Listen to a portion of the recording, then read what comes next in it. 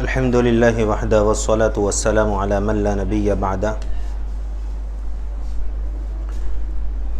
اما بعد حدثنا سفیان بن وقیع قال حدثنا جمیع بن عمیر ابن عبد الرحمن العجلی املاء علینا من کتابه قال حدثني رجل من بني تمیم من ولد ابی حالة زوج خدیجة یکنى ابا عبد اللہ عن ابن لأبي حالة عن الحسن ابن علي رضي الله عنه قال سألت خالي هند بن أبي حالة وكان وصافا عن حلية النبي صلى الله عليه وسلم وأنا أشتهي أن يصف لي منها شيئا أتعلق به فقال كان رسول الله صلى الله عليه وسلم فخما مفخما يتلألأ وجهه تلألؤ القمر ليلة البدر أطول من المربوع وأقصر من المشذب عظيم الهامة رجل الشعر إن انفرقت عقيقته فرقها وإلا فلا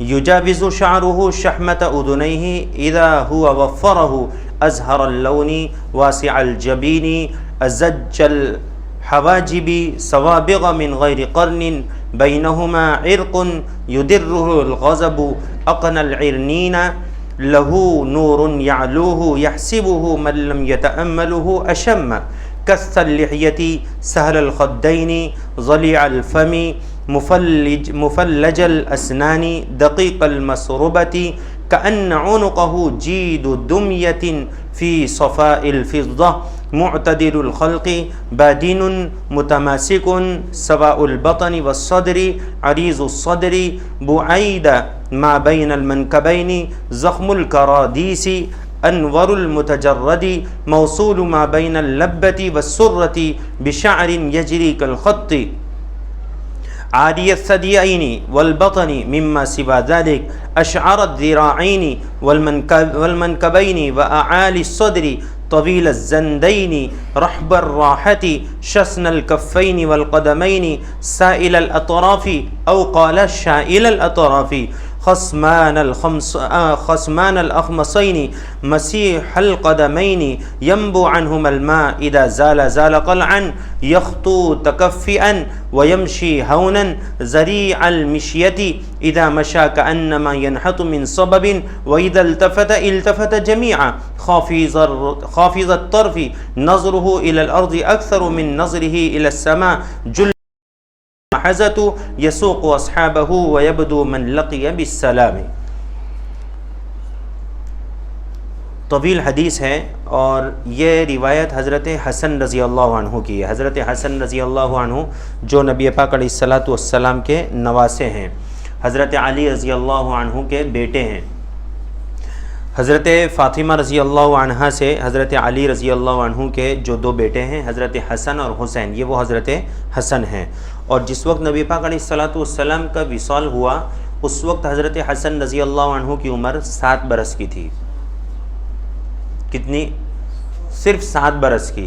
اس عمر میں بھی انہوں نے روایت بیان کی ہے اور ان کی روایتوں کو لیا گیا ہے. لیکن یہاں پر جو یہ روایت بیان کر رہے ہیں، یہ روایت کہتے ہیں کہ میں نے ابو حالہ سے، جو کہ بہت زیادہ، کہتے ہیں میرے ماموں ہند جو ابن ابی حالہ ہیں، یعنی ابی حالہ کے بیٹے ہیں ہند، میرے ماموں ہوتے ہیں. اور یہ نبی پاک علیہ الصلاۃ والسلام کے اوصاف کو، آپ کے جسم مبارک کے اعضاء کو بہت زیادہ بیان کیا کرتے تھے. کان وصافا، یہ وصاف کا جو لفظ ہوتا ہے کسی چیز کی صفت بیان کرنا. تو یہاں پر ان کو جو کہا کان وصافا عن حلیۃ النبی صلی اللہ علیہ وسلم، کہ نبی پاک علیہ الصلاۃ والسلام کے حالات کو، آپ کے اعضاء کے انداز کو بہت زیادہ بیان فرمایا کرتے تھے. تو میں نے ان سے درخواست کی، وانا اشتہی، میں نے یہ چاہا ان یصف لی منہا شیئا، کہ کچھ میرے لیے بھی بیان کریں، اتعلق بہ، تاکہ میں نبی پاک علیہ الصلاۃ والسلام کے جسم مبارک کو مزید سمجھوں اور اس کو اپناؤں. فرماتے ہیں کہ جب میں نے ان سے بات کی فقال، تو انہوں نے فرمایا کان رسول اللہ صلی اللہ علیہ وسلم فخما مفخما، جو کوئی بہت بڑی ہستی ہوتی ہے تو اس سے متعلق ایک لفظ بار بار بولا جاتا ہے، ارے وہ تو بہت بڑے آدمی ہیں، ان کی تو بات ہی مت کرو. یہ الفاظ جو ہوتے ہیں یہ انتہائی درجے کی تعریف ہوتی ہے کسی بھی بندے کے لیے، یعنی ایسے الفاظ ہمیں ملتے نہیں ہیں کہ جس سے ان کی تعریف کی جائے، اور ان کی تعریف جن الفاظ میں ڈھلنی چاہیے وہ الفاظ ملتے نہیں ہیں۔ مطلب وہ اتنے عظیم المرتبت ہیں، وہ اتنے بڑے مرتبے کے بندے ہیں کہ الفاظ ان کی تعریف میں کم پڑ جاتے ہیں۔ تو ویسے انہوں نے بھی سب سے پہلا لفظ استعمال کیا فخمن مفخمن، کہ رسول اللہ صلی اللہ علیہ وسلم اپنی ذات کے اعتبار سے بھی بہت زیادہ عظیم الشان تھے اور لوگوں کی نگاہ میں بھی عظیم المرتبت تھے۔ اور رسول اللہ صلی اللہ علیہ وسلم کی آپ نے دعا پڑھی ہوگی یا سنی ہوگی، جو الحزب الاعظم کر کے کتاب ہے، اگر آپ کو یاد ہو تو کچھ سالوں پہلے میں نے اس سے متعلق تفسیر کے موقع پر اس کا تعارف کرایا تھا، اور حاجی اسماعیل غالباً وزیر والا، اسماعیل ہی نام ہے ان کا، ہاں حاجی اسماعیل وزیر والا سلابت پورے سے تشریف لاتے تھے، تو ان کے وہ بھی بیٹھے ہوئے تھے، تو انہوں نے کئی کتابیں منگوا کر، 2 تھیلے تو میں خود لے کر آیا تھا، وہ منگا کر انہوں نے تقسیم بھی کرائی تھی۔ اس میں دعاؤں کے اندر ایک لفظ آتا ہے اللہم اجعلنی فی عینی صغیرہ وفی اعین الناس کبیرہ، کہ اے اللہ مجھے اپنی نگاہ میں چھوٹا بنا دے اور لوگوں کی نگاہ میں بڑا بنا دے۔ کیسی دعا ہے؟ میری اپنی نگاہ میں، اس لیے کہ میں اگر اپنے آپ کو بہت زیادہ بڑا سمجھوں گا تو میں گھمنڈی بن جاؤں گا، اور میں اپنے آپ کو دوسروں سے عظیم تر سمجھوں گا تو اس کا مطلب یہ ہوگا کہ دوسروں کو حقارت کے نظر سے دیکھوں گا، اور یہ بہت بڑا گناہ ہے دوسروں کو حقیر سمجھنا۔ اس لیے یہ دعا فرما رہے ہیں اللہم اجعلنی فی عینی صغیرہ، اے اللہ میری نگاہ میں مجھے چھوٹا بنا دے، میں کسی کو اپنے سامنے بڑا حقیر سمجھوں، کسی کو اپنے سے زیادہ حقیر سمجھوں ہی نہ، بلکہ جس کو بھی سمجھوں، جو بھی میرے سے قریب ہوئے، میں اس کو اپنے سے بڑا سمجھوں، اپنے آپ کو چھوٹا سمجھوں گا تو ظاہر ہے کہ میں اس کا اکرام کروں گا۔ اور نبی پاک علیہ الصلوۃ والسلام کے پاس آنے والا کوئی بھی بندہ ہوتا تھا اس کا اکرام کیا جاتا تھا، آپ علیہ الصلوۃ والسلام اس کا اکرام فرماتے تھے۔ کبھی آپ علیہ الصلوۃ والسلام نے کسی کے سامنے ایسی بات نہیں فرمائی کہ جس سے اس کو اپنی حقارت محسوس ہو جائے۔ تو یہ ہے رسول اللہ صلی اللہ علیہ وسلم کی تعریف میں فرمانے فخمن، کہ وہ خود ذات کے اعتبار سے بڑے عالی مرتبت تھے، مفخمن لوگوں کی نگاہ میں بھی عظیم المرتبت تھے، بہت بڑے عظیم الشان تھے۔ یتلألأ وجہہ تلألؤ القمر لیلۃ البدر۔ اچھا ایک چیز آپ نے دیکھی لیکن اس کا احساس اور ادراک نہیں کر رہے ہیں آپ جب کسی بندے کو دیکھتے ہیں تو آپ یہ کہتے ہیں میں نے اس کو دیکھا، جس کو بھی آپ نے دیکھا آپ اس سے متعلق کیا کہتے ہیں؟ میں نے اس کو دیکھا۔ کوئی پوچھے گا فلاں بندہ آپ کے سامنے آیا تھا، مطلب آپ نے اس کو دیکھا، تو آپ کہیں گے ہاں میں نے دیکھا۔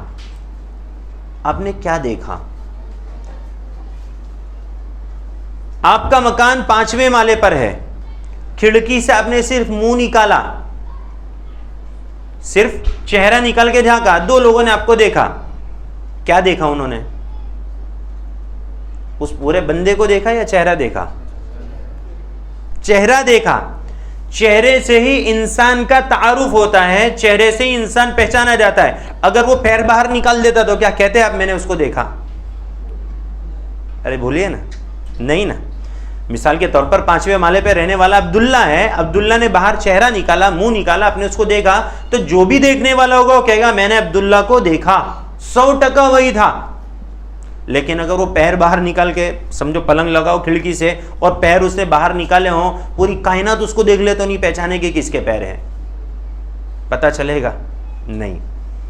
انسان کے چہرے سے اس کا تعارف ہوتا ہے۔ اس لیے سب سے پہلا تعارف آپ کا ایک اجمالی خاکہ بیان کرنے کے بعد سب سے پہلا تعارف بیان کر رہے ہیں کہ نبی پاک علیہ الصلوۃ والسلام کا جو چہرہ تھا وہ 14ویں رات کی طرح چمکتا تھا، 14ویں رات کے چاند کی طرح چمکتا تھا۔ 14ویں رات کے چاند کی مثال کیوں دیتے ہیں آپ کو معلوم ہے؟ اس لیے کہ جب سب سے پہلا چاند طلوع ہوتا ہے تو اس کی تکمیل ہوتی ہے 14ویں رات کے چاند میں، اس کے بعد پھر وہ گھٹنا شروع ہو جاتا ہے، اور پھر ویسے ہی کھجور کی سوکھی ٹہنی کی طرح، کمان کی طرح آخر میں آ کر غائب ہو جاتا ہے۔ پھر وہ انتظار کرتے ہیں کہ اگلے مہینے کا چاند طلوع ہوگا۔ تو رسول اللہ صلی اللہ علیہ وسلم کا جو چہرہ تھا کہ چاند سے تشبیہ دینا، یہ غلط تشبیہ ہے. شاعر کہتا ہے چاند سے تشبیہ دینا یہ غلط تشبیہ ہے، چاند میں ہیں جھائیاں اور آپ کا چہرہ صاف ہے. کہ چاند میں بھی دیکھنے جائیں گے تو جھائیاں نظر آئے گی، لیکن رسول اللہ صلی اللہ علیہ وسلم کے چہرے میں بھی وہ چہرے میں ذرا بھی جھائیاں نہیں، اتنا مبارک اور اتنا پر نور چہرہ تھا. کہتے ہیں کہ تلألؤ القمر لیلۃ البدر، چاند کی طرح، اور وہ بھی 14ویں رات کے چاند کی طرح آپ کا چہرہ چمکتا تھا. اطول من المربوع واطول من المربوع واقصر من المشذب. یہ ایک لفظ انہوں نے بڑا اچھا، یعنی ابھی تک کے جو روایت تھیں اس میں بھی یہ بات آئی، لیکن جتنی خلاصی بات انہوں نے بیان کری اس روایت میں اتنی خلاصی بات پیچھے نہیں آئی. کیا کہتے ہیں؟ اطول من المربوع، کہ عام جو میانہ قد کا انسان ہوتا ہے اس سے رسول اللہ صلی اللہ علیہ وسلم کچھ لمبے تھے. میانہ قد کا جو بندہ ہوتا ہے اس سے کچھ لمبے، اور واقصر من المشذب، اور بہت جو لمبا انسان ہوتا ہے اس سے کچھ پستہ قد تھے، کچھ کم تھے، یعنی میانہ قد. اب میانہ قد کے بندے سے نکلتی ہوئی ہائٹ اور بہت لمبے سے کچھ گھٹتی ہوئی ہائٹ، یہ رسول اللہ صلی اللہ علیہ وسلم کا انہوں نے تعارف بیان فرمایا. کہتے ہیں عظیم الہامتی، اور آپ صلی اللہ علیہ وسلم کا جو سر مبارک تھا یہ اعتدال کے ساتھ بڑا تھا. اعتدال کے ساتھ کا لفظ کیوں بول رہا ہوں؟ اس لیے کہ جو اخبار کے اندر دیکھتے ہیں آپ، جب کسی کی ہنسی اڑاتے ہیں اخبار والے تو اس میں کچھ لوگ ہوتے ہیں کارٹونسٹ، وہ جس کا چہرہ بناتے ہیں تو اتنا بدن بناتے ہیں اور اتنا بڑا چہرہ بناتے ہیں، ہے نا. تو کسی کا بے ترتیب چہرہ اگر بڑا ہو تو وہ بھی اچھا نہیں لگتا ہے، اور جسم و جثہ ماشاءاللہ ہو اور اتنی سی کھوپڑی ہو تو لگے بلب لگا دیا ہو. بات سمجھ میں آ رہی؟ یا اکثر و بیشتر الحمدللہ اللہ تبارک و تعالیٰ نے سب کا چہرہ مناسب رکھا ہے باڈی کے اعتبار سے، لیکن جو بڑے چہرے کے بڑے سر کے انسان ہوتے ہیں ان کا مرتبہ ہی کچھ اور ہوتا ہے اور ان کو پہچانا جاتا ہے. تو رسول اللہ صلی اللہ علیہ وسلم کا جو سر مبارک تھا یہ اعتدال کے ساتھ بڑا تھا. پتہ چلتا تھا کہ یہ کوئی بڑی شخصیت ہے، مجمع کے اندر دور سے انسان پہچان لے کہ یہ کوئی بڑی شخصیت ہے. فرماتے ہیں رجیل الشعری، اور آپ کے بال قدرے کرلی تھے، قدرے بہت نہیں ایک دم، یعنی دیکھنے والا یوں کہتے کرلی بال ہے اور اسٹریٹ بال ہے، نہیں، تھوڑے کرلی تھے. ان فرقت عقیقتہ فرقها والا فلا. اگر رسول اللہ صلی اللہ علیہ وسلم کے بارے میں فرماتے ہیں کہ اگر مانگ نکل آتی تھی تو نکال لیا کرتے تھے. باقاعدہ کنگا لے کر آئینے کے سامنے بالکل وقت دینا اور اس کے پیچھے لگ جانا، یہ کام رسول اللہ صلی اللہ علیہ وسلم نہیں فرماتے تھے. ابھی تو بندہ آئینے کے سامنے کھڑا ہوتا ہے تو یوں لگتا ہے کہ ابھی 2 گھنٹے کم سے کم اس کو یہاں پر لگیں گے، اس کے بعد ہی یہ سامنے سے ہٹے گا. اور عوامی جگہ پر جہاں پر باتھ روم ہوتے ہیں وہاں آئینہ لگا ہوتا ہے تو وہاں پر بہت سے لوگ اس کو نوٹ کرتے ہیں تو کوئی کھینچوا جاتا ہے نا، کہتا بھی تھوڑا ہٹنے بھائی، کتنی دیر ہو گئی، دوسروں کو بھی تو موقع دے یہاں پر کھڑے ہونے کے لیے. تو آپ اتنا وقت لگاتے ہیں کہ دوسرا کھینچوا جاوے، دوسرا پریشان ہو جاوے، لیکن رسول اللہ صلی اللہ علیہ وسلم کا معاملہ یہ نہیں تھا. فرماتے ان انفرقت عقیقتہ، کہ اگر بال کی مانگ نکل آتی تھی فرقہا تو نکال لیتے تھے، والا فلا، ورنہ اس کے پیچھے وقت نہیں دیتے تھے اور بال کو بس یوں ہی ہاتھ سے سدھار کر اور تشریف لے جاتے تھے. فلا یجاوز شعرہ شحمۃ اذنیہ اذا هو وفرہ، اور جب رسول اللہ صلی اللہ علیہ وسلم کے بال کچھ بڑے ہوتے تو وہ تجاوز کر جاتے تھے کان کی لو سے. وفرہ وفرہ وفرا لما جمہ، 3 طرح کے بال رسول اللہ صلی اللہ علیہ وسلم کے روایتوں میں جو آتے ہیں تو زیادہ تر تو آپ کے بال وفرا ہوتے تھے، کان کی لو تک آتے تھے، اور جب اس سے تھوڑے تجاوز کرتے تھے تو فرماتے لما، یا گردن تک، اور پھر اس سے تجاوز کرتے تھے تو شانے تک آتے تھے. یہ یہاں تک نہیں، وہ باپو لوگوں کی طرح بالکل یہاں چھوکریوں کی طرح بال لمبا لیتے، وہ کیفیت نہیں، یعنی گردن کا آخری حصہ سمجھ لیجئے، کندھے تک آنے کا مطلب یہ ہے. ازہر اللونی، بڑے خوبصورت رنگ والے تھے رسول اللہ صلی اللہ علیہ وسلم، خوبصورت رنگ تھا آپ کا. میں نے اس رنگ کا بار بار تعارف کرایا ہے، گورے چٹے جس کو ہم اپنے اردو کے الفاظ میں کہتے ہیں، گورے چٹے تھے. اور واسع الجبین، پیشانی مبارک کشادہ تھی. ازج الحواجب سوابغ من غیر قرن، اور رسول اللہ صلی اللہ علیہ وسلم کی جو یہ ابرو تھی، ابرو بھویں جس کو کہتے ہیں، یہ فرماتے ہیں ازج، ازج کا لفظ استعمال کیا ہے، قربان جائیے اس راوی پر، اس نے لفظ ایسے استعمال کیے ہیں کہ رسول اللہ صلی اللہ علیہ وسلم کے چہرے انور کا حق ادا کر دیا۔ ازج کہا جاتا ہے ان بھووں کو جو کمان کی طرح ہو، پتلی ہو اور گھنی ہو۔ تین صفت ہوتی ہیں، کمان کی طرح ہو، پتلی ہو اور بیوٹی پارلر والوں کے سامنے خالی جا کر یہ تین وصف بیان کرنا گھانڈے ہو جائیں گے کہ یہی لوگ تو یہی بنوانے آتے ہیں یہاں پر،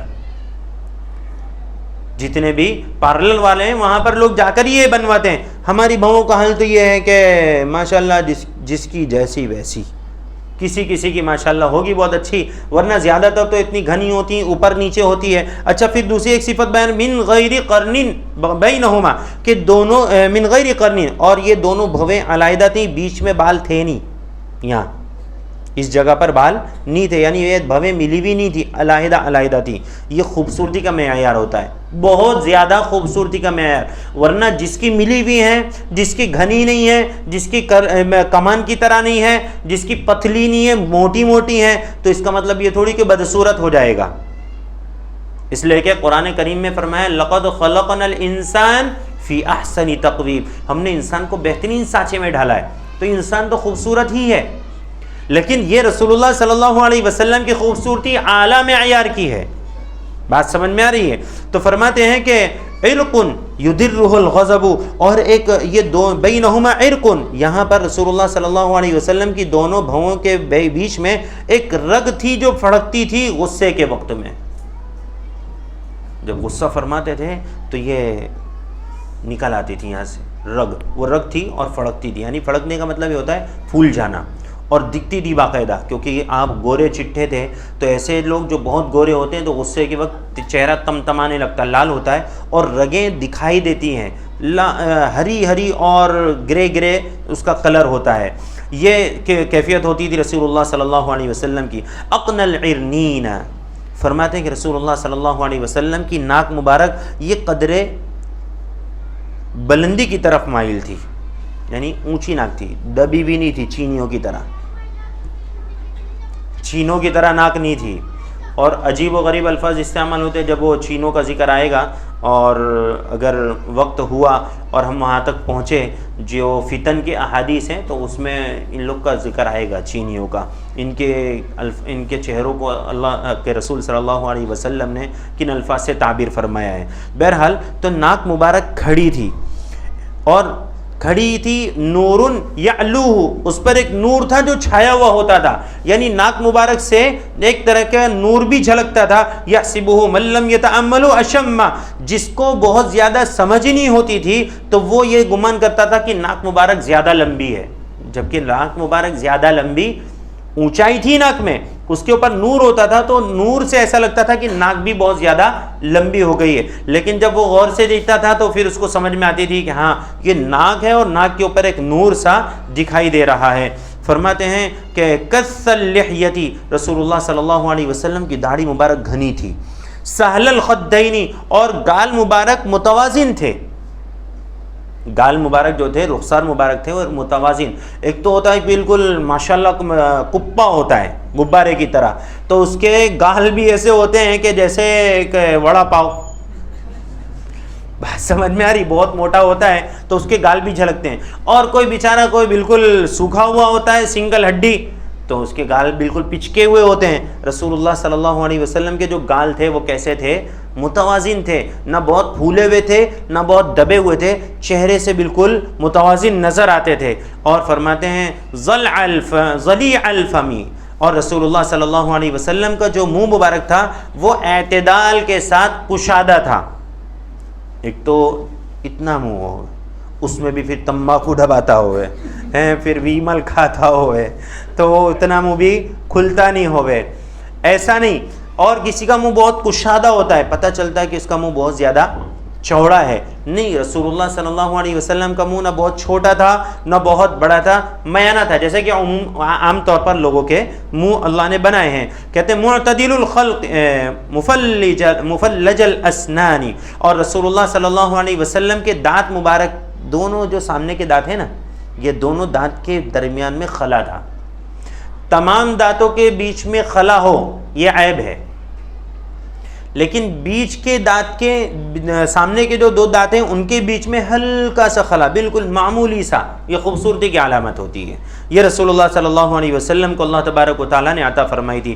دقیق المسربتی، اور آپ کے سینے مبارک سے ناف تک پتلی سی لکیر تھی بالوں کی. کأن عنقہ جید دمیۃ فی صفاء الفضہ، اور فرماتے ہیں آپ کی گردن ایسی تھی جیسے کہ ہاتھی دانت سے تراشی ہوئی مورتی کی گردن ہوتی ہے. ہاتھی دانت کے جو چیزیں اگر آپ نے دیکھی ہوں تو بڑی عجیب خوبصورتی اللہ تبارک و تعالیٰ نے اس میں رکھی ہے، اور اس کی اسمگلنگ ہوتی ہے ہاتھی دانتوں کی، یہ بہت قیمتی سمجھا جاتا ہے. اس سے بنی ہوئی چیز دکھنے میں چینی جیسی لگتی ہے لیکن چینی سے بہت اعلیٰ معیار ہوتا ہے اس کا. میں نے اس کا ایک گیم دیکھا ہے، سعودی سے ہمارے پڑوسی کے ماما جو ہے خرید کر لائے تھے، تو اس کے بلاکس تھے، اتنے بڑے بڑے بلاکس، اور اس میں نمبر پڑے ہوئے تھے. تو وہ لوگ پتہ نہیں کس طرح ملا کے کھیلتے تھے. اس زمانے کی بات کر رہا ہوں، 1991 کی بات کر رہا ہوں میں. تو اس زمانے میں ہم نے ہاتھی دانت کی وہ چیز دیکھی، اس کے بعد سے ہاتھی دانت دیکھنے کا کوئی اتفاق نہیں ہوا. لیکن اس سے بنی ہوئی اشیاء سرچ کریں گے آپ تو پتہ چلے گا کہ بڑی قیمتی ہوتی ہے. تو اس سے تشبیہ دی ہے. تشبیہ اور حقیقت میں کسی بھی طرح کا کوئی میل نہیں ہے، صرف سمجھانے کے لیے بتا رہے ہیں کہ جیسے مورتی کی گردن تراشی جاتی ہے اور اس کا یہ معیار رکھا جاتا ہے کہ دیکھنے والا اس کی قیمت اعلیٰ سے اعلیٰ لگا دے گا، ایسی مورتی تراشی جاتی ہے. تو اس کی جو گردن ہوتی ہے اور اس کا جو تراشنے کا معیار ہوتا ہے، جیسے فی صفاء الفضہ، تشبیہ دے رہے ہیں جیسے کہ چاندی کی صفائی ہو اس کے اندر، ایسے رسول اللہ صلی اللہ علیہ وسلم کی گردن مبارک تھی. معتدل الخلق، اور آپ کا تو پورا جسم ہی اعتدال سے بھرا ہوا تھا. بادن، بھراؤدار تھے. متماسکن، گٹھیلے بدن کے تھے. یعنی ایک تو یہ کہ انسان دکھتا ہے ماشاءاللہ، لیکن جب ہاتھ لگاؤ تو پتہ چلتا پلپلا ہے، تھلتھلا ہے. سمجھے کہ نہیں؟ وہ کیفیت نہیں تھی، بلکہ بھراؤدار تھے، گٹھیلے تھے. سواء البطن والصدر، اور پیٹ مبارک جو نکلا ہوا نہیں تھا، ہم لوگ کا جیسے رمضان میں ہو جاتا ہے.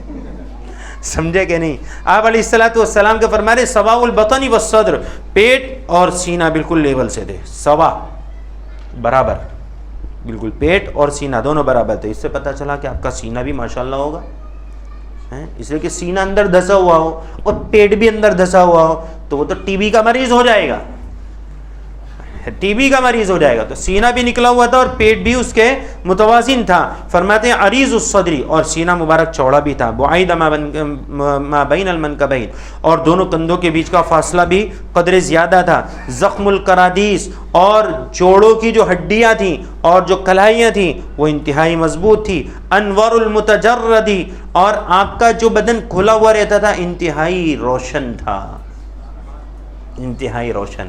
آپ نے اگر چادر ڈالی ہے اور اجتباع کیا ہے تو یہاں سے حصہ، پورا بدن کا حصہ کھلے گا. اجتباع سمجھتے ہیں؟ جو احرام کے موقع پر چادر ڈالی جاتی ہے تو اس میں دو طرح سے ہوتی ہے، ایک تو پورا اوڑھا جاتا ہے اور ایک یہاں سے لے کر اور ادھر ڈالا جاتا ہے. تو اس طرح یہ کندھا کھل جاتا ہے. یہ چند چکروں کے اندر ہی رکھا جاتا ہے، ہر موقع پر نہیں رکھا جاتا ہے. اس کے مسائل اپنی جگہ پر. بتانا یہ ہے کہ یہ کھلا ہوا حصہ، کبھی یہ حصہ کھلا ہوا ہے، کبھی آپ کی چادر مبارک بدن سے سرکی ہوئی اور بدن کا کوئی حصہ کھلا ہوا ہے، یہ ایک مطلب. دوسرا مطلب یہ ہے کہ جو حصہ کھلا ہوا دکھتا تھا وہ تو روشن ہی ہوتا تھا، جو چھپا ہوا ہے اس کا کیا عالم ہوگا، جو چھپا ہوا ہوگا اس کا کیا عالم ہوگا. جیسے ہماری اسکن ہے کہ جہاں تک ہم ٹی شرٹ پہنتے ہیں، شرٹ پہنتے ہیں، کرتا پہنتے ہیں، دھوپ نہیں لگتی، اتنا حصہ جب آستین چڑھاتا ہے تو پتہ چلتا ہے کہ وہ زیادہ گورا ہے، اور جو دھوپ میں جو کھلا رہتا ہے وہ حصہ کالا رہتا ہے. تو جو رسول اللہ صلی اللہ علیہ وسلم کا کھلا حصہ وہ اتنا نورانی ہے، تو جس وقت آپ کھولتے ہوں گے بدن مبارک، چادر مبارک سرک جاتی ہوگی تو وہ کتنا نورانی ہوتا ہوگا. فرماتے ہیں موصول ما بین اللبۃ والسرۃ بشعر یجری کالخط، اور آپ کا یہ لبا کہا جاتا ہے یہ حصہ گردن کا جہاں سے کہ ہمیں ہمارا پانی اترتا ہوا دکھتا ہے، یہ حصہ یہ لبا کہلاتا ہے، یعنی حلق کا انتہائی حصہ اور سینے کا بالکل اوپری حصہ، یہاں سے لے کر تو ناف تک یہ بالوں سے ملا ہوا تھا، جیسے کہ اوپر گزرا کہ وہ ایک پتلی سی لمبی لکیر چلی گئی تھی، یجری کالخطی، وہ ایسی چلی گئی تھی جیسے کہ کوئی خط کھینچ دیا ہو، آریہ الثدیین والبطن مما سوا ذلک، اور آپ علیہ الصلوۃ والسلام کا پیٹ اور سینہ مبارک یہ بال جس کا بھی ذکر آیا، یعنی جو پتلی سی لکیر تھی اس کے علاوہ پورا بالوں سے خالی تھا، یعنی نہ پیٹ پر بال تھے نہ سینے پر بال تھے۔ اب سینے سے اوپر کا حصہ، کندھوں کا حصہ، اس کا کیا حال تھا؟ فرماتے ہیں اشعر الذراعین والمنکبین واعالی الصدر، فرماتے ہیں کہ ذراعین یہ کیا کہتے ہیں کلائیاں، والمنکبین اور یہ دونوں کندھے، واعالی الصدر اور یہ سینے کا اوپر کا حصہ، یہاں پر کچھ بال تھے۔ طویل الزندین، اور آپ علیہ الصلوۃ والسلام کی جو کلائیاں مبارک تھیں وہ ماشاءاللہ لمبی تھی، مطلب گٹھیلے بدن کا ہونے سے مطلب یہ نہیں کہ بھٹکے تھے یا ہاتھ بھی چھوٹے تھے، بلکہ یہ ہاتھ بھی ذرا لمبے تھے۔ رحب الراحتی، اور ہتھیلیاں فراخ تھیں، چوڑی ہتھیلی تھی۔ شسن الکفین والقدمین، یہ پیچھے گزر چکا ہے کہ آپ کے دونوں کفین یعنی دونوں ہاتھ اور دونوں قدم، خاص طور پہ جوڑوں کا حصہ یہ بھراودار تھے۔ سائل الاطراف او قال شائل الاطراف، میں نے شروع میں ذکر کیا تھا کہ راویوں کو اللہ تبارک و تعالیٰ نے اتنا خوف دیا تھا اور تقوی دیا تھا کہ اگر ان کو کوئی بات میں شک ہوتا ہے تو وہ شک کے ساتھ بھی بیان کرتے ہیں۔ یہاں پہ دیکھیں بیان کیا سائل الاطراف او قال شائل الاطراف، راوی کہتے ہیں کہ انہوں نے کیا فرمایا مجھے دھیان نہیں ہے، لیکن ان دو میں سے ایک بات ہے، ترجمہ دونوں کا ایک ہی ہے۔ اطراف انگلیاں، ہاتھوں اور پیروں کی انگلیاں دراز تھیں، سائل اور شائل دونوں کا ایک ہی معنی، سین یا شین۔ انہوں نے کیا فرمایا تھا میرے ذہن میں نہیں ہے، راوی کہتے ہیں، لیکن دونوں چیز انہوں نے بیان کر دی، سائل الاطراف او قال شائل الاطراف۔ خصمان الاخمصین، اور آپ کے جو تلوے تھے، تلوے پیروں کے جو تلوے ہوتے ہیں، تو تلوے آپ نے دیکھیں گے بعض لوگوں کے بالکل پلین ہوتے ہیں اور بعض لوگوں کے یہاں سے کچھ حصہ اندر دبا ہوا ہوتا ہے، تو کہتے ہیں اس کو کہتے ہیں گہرائی، تلوے کی گہرائی، اس کو فرماتے ہیں خمسان الاخمصین۔ اور رسول اللہ صلی اللہ علیہ وسلم کے جو قدمین مبارک تھے وہ اندر سے گہرے تھے، یعنی قدم پورا پلین نہیں تھا، تلوہ پورا پلین نہیں تھا نیچے سے۔ مسیح القدمین، اور آپ کے دونوں قدم مبارک یہ جو اوپر کا حصہ ہے، یعنی نیچے تلوہ ہے، نیچے تلوہ ہے اور یہ اوپر کا جو حصہ ہے اس کے بارے میں فرماتے ہیں کہ یہ پلین تھا یا کہہ لو چکنا، مسیح القدمین، ایسا چکنا کہ ینبو عنہم الماء، کہ جب اس پر پانی ڈالا جاتا تو پانی اس پر سے آرام سے بہہ جاتا، کہیں پر پانی رکتا نہیں تھا۔ یہ آپ کے قدم کی صفت تھی۔ اذا زال زال قلعا، جب آپ قدم اٹھاتے تو قوت کے ساتھ اٹھاتے، میں نے بتایا تھا کہ گھسٹ کر چلتے نہیں تھے۔ یخطو تکفیا، اور آپ آگے کی طرف جھک کر چلتے تھے۔ ویمشی ہونن، ویمشی ہونن، اور نرمی کے ساتھ چلتے تھے۔ وہ جو پریڈ کرواتے ہیں اور پیر زور زور سے زمین پر رکھتے ہیں، ایسی آپ کی کیفیت نہیں تھی۔ فرماتے ہیں ذریع المشیتی، اور آپ کی چال کے اندر تیزی تھی۔ اذا مشى كأنما ينحت من صبب، جب آپ چلتے تو یوں لگتا کہ ڈھلان اتر رہے ہیں۔ وَإِذَا الْتَفَتَ الْتَفَتَ جَمِيعًا، جب کسی کی طرف متوجہ ہوتے تو ایسا تو پورے متوجہ ہوتے۔ خافض الطرف، اور آپ کی نگاہیں مبارک نیچی ہوتی تھی۔ نظرہ الی الارض اکثر من نظری الی السماء، اور زمین کی طرف آپ کی نظر زیادہ ہوتی تھی بنسبت آسمان کے، یعنی آسمان کی طرف زیادہ دیکھتے نہیں تھے۔ اس میں دو وجہ ہوتی ہیں، ایک تو چلنے کا ادب یہ ہے کہ آپ سامنے اور نیچے دیکھ کر چلیں، کیونکہ نیچے کیا ہے کسی کو پتہ نہیں، اسی لیے آپ بہت سارے ویڈیوز دیکھتے ہیں کہ وہ اس کا دھیان موبائل کے اندر ہے، کوئی کھمبے سے ٹکرا رہا ہے، کوئی نالے میں گر پڑ رہا ہے۔ اور کسی موقع پر میں نے عقل کنواں کا واقعہ بیان کیا تھا، دھیان آتا ہے گٹر میں گرنے کا؟ نہیں، تو میں بیان کر دوں، وقت ہے آپ کے پاس؟ بہت مختصر سا یہ ہے، بیان کر دیتا ہوں۔ یہ دکھائیں پرجا، اس کی ہائٹ دیکھ رہے ہیں آپ، یہ اس ہائٹ پر بلکہ تھوڑا اور اس سے اوپر کی طرف، اس زمانے کی بات کر رہا ہوں جب میں پڑھتا تھا، 2001 سے 2005 کے بیچ کی بات کر رہا ہوں، تو منی آرڈر آتے تھے مدرسے میں، منی آرڈر۔ تو منی آرڈر کس کا آیا ہے بھائی؟ میں نے بھی میرے گھر پہ فون کیا ہے، ابا پیسے بھیج دینا، یہ قاری ساتھ پڑھتے ہیں انہوں نے بھی بھیج دیا ہے، یہ کیا نام ہے آپ کا، محمود بھائی پڑھتے ہیں انہوں نے بھی کہہ دیا۔ اب اتنے سب بچے وہاں پر تو ہول سیل عقل کنواں اتنے بچوں کا ہول سیل بہت زیادہ مجمع وہاں پر. تو کس کے منی آرڈر آئے تو جس کے آتے تھے وہ فٹافٹ روزانہ وہاں پر لسٹ لگ جاوے. اب جس کی آئی ہے تو وہ آفس بنا ہوا تھا, وہاں پر جا کے وہ وصول کر لے. تو دیکھنے کا موقع کب ملتا تھا؟ ادھر کلاس چھوٹی, ادھر کھانے کا وقت ہوا, کھانا جتنی دیر میں لگ رہا ہے اتنی دیر میں لوگ آ کے, سب کو اندازہ ہوتا تھا کہ میں نے فون کیا ہے تو آج شاید میرا منی آرڈر آ سکتا ہے, کل آ سکتا ہے, پرسوں آ سکتا ہے. تو وہ دیکھنے والے آتے تھے. اب یہیں پر گٹر کا چیمبر, یہیں پر یہاں پرچہ لگائے اور یہیں پر گٹر کا چیمبر. وہ گٹر کے کبھی ڈھکن اٹھا لیے جاتے تھے کام کے کلر کے لیے یا کام کی صفائی کے لیے. تو ایک مرتبہ ہم لوگ کلاس سے نکل کے کھڑے ہوئے تھے اور ہماری کلاس ادھر اور سامنے ڈائننگ ہال. تو ہم لوگ وہاں کھڑے کھڑے خالی یہ نظارہ کر رہے تھے کہ کتنے لوگ آج اندر گرے, اور وہ گرنے کے بعد کا بھی پورا کے پورا نوٹس کرتے تھے کہ اس کے بعد کا کیا انداز ہوتا ہے گرنے والے کا.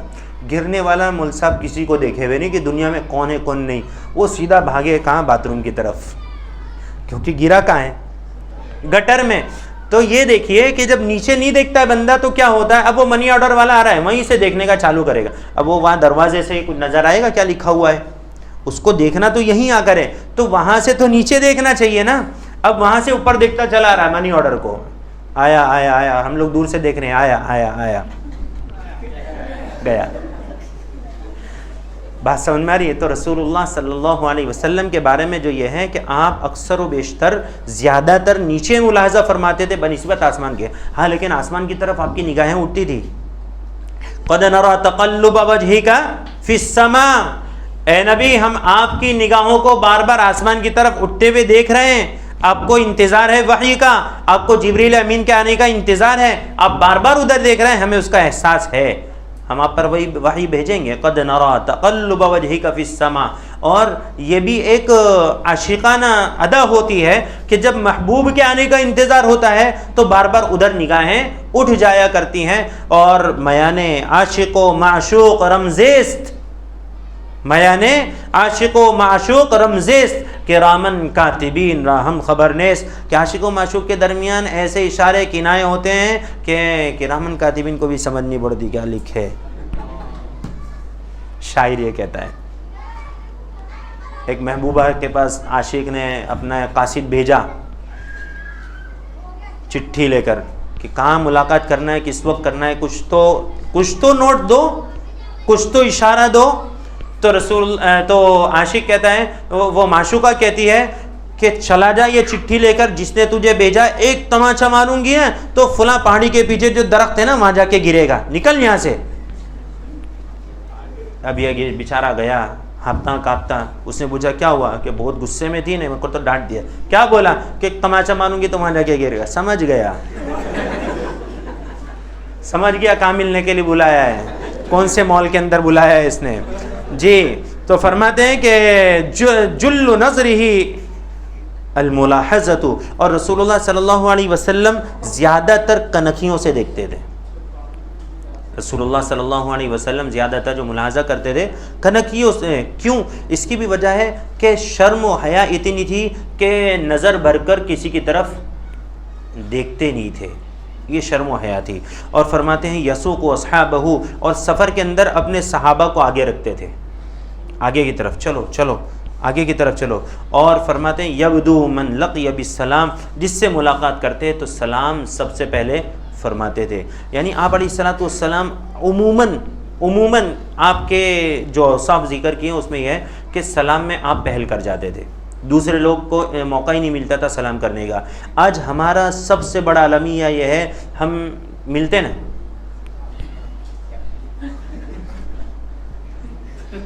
یہ ہے سلام, کو سلام ہے, سلام کریے, زبان سے بولیے اور مکمل سلام کریے, اس کا رواج دیے. افشوا السلام بینکم, رسول اللہ صلی اللہ علیہ وسلم فرماتے ہیں آپس میں سلام کو پھیلاؤ, بکثرت سلام کرو ایک دوسرے سے.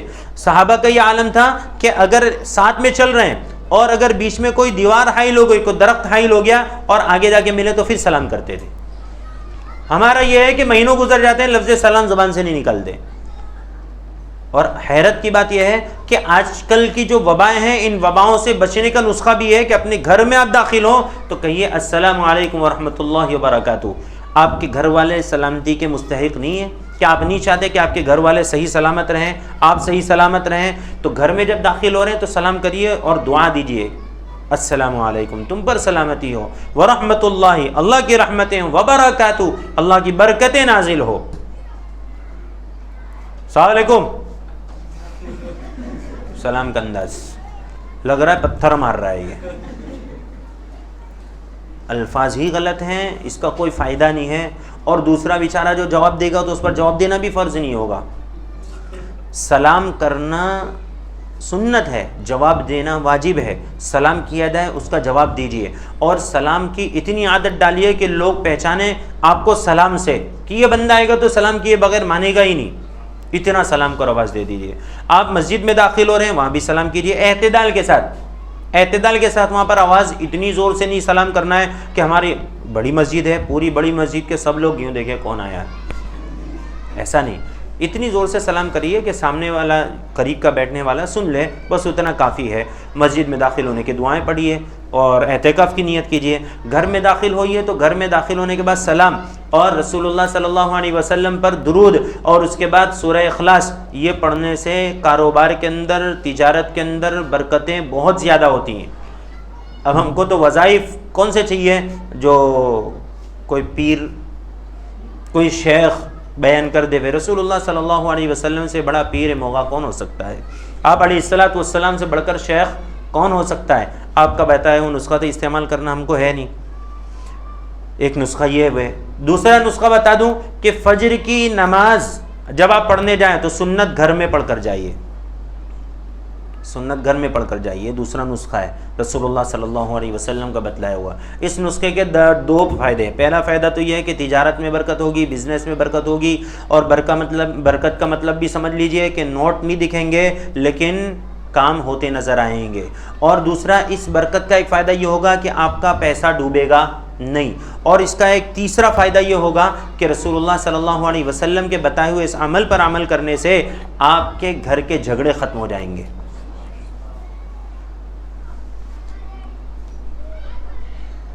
جس کو اعتماد ہو وہ کرے اور دیکھے اپنی آنکھوں سے کہ ان عملیات کے ذریعے سے اللہ رب العزت کیا فوائد پہنچاتے ہیں. لیکن اگر کسی کو فائدہ نہیں دکھتا ہے تو صبح فضائل اعمال میں ایک جملہ گزرا تھا کہ بس اس کا معاملہ وہ ہے کہ ایک طرف تو پرہیز بھی کر رہا ہے، دوائی بھی کھا رہا ہے، لیکن ساتھ ساتھ دوائی میں زہر بھی ملا رہا ہے، تو اس کو فائدہ ہوگا نہیں، وہ موت کے منہ میں جائے گا. اگر نہیں فائدہ ہو رہا ہے استغفار کی کثرت کریے، گناہوں سے توبہ کیجئے، اللہ تبارک و تعالی سے معافیاں طلب کیجئے، صدقہ کیجئے، یہ عمومی عمل کریے اور پھر دیکھیے کہ اللہ تبارک و تعالی اس سے کیا فائدے پہنچاتے ہیں. سبحان اللہ بحمدہ، سبحانک اللہم بحمدک، ونشہد ان لا الہ الا انت ونستغفرک.